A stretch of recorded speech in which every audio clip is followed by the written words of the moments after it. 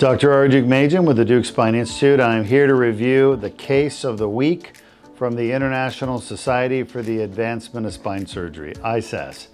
So here we have a case of an 80-year-old female. She's got severe, progressive, worsening back pain, and both legs have pain shooting down. On examination, she's got weakness on both feet. Her pain is unresponsive to conservative management. What are we talking about? Conservative management are shots, therapy, and medications. Those are conservative treatments. So her pain is unresponsive. How would I treat her?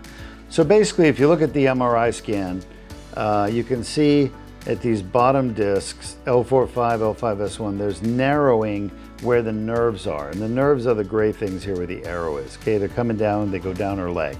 So what's happening is the nerves are actually getting pinched by disc herniations at L5-S1 and by a combination of disc herniation and bone slipping. We call that a listhesis at L4-5. So she's got two levels that need to be fixed, L4-5 and L5-S1.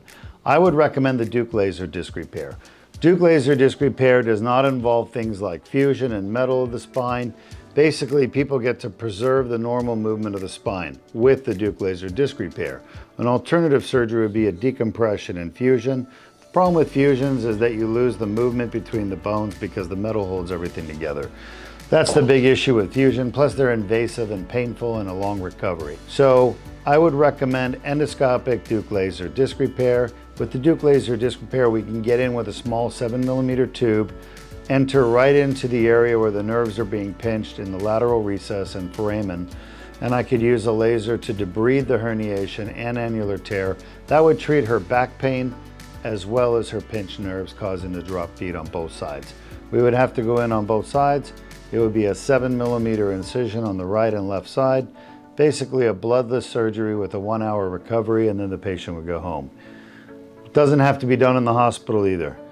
So Deuk laser disc repair would be my top choice. Thanks.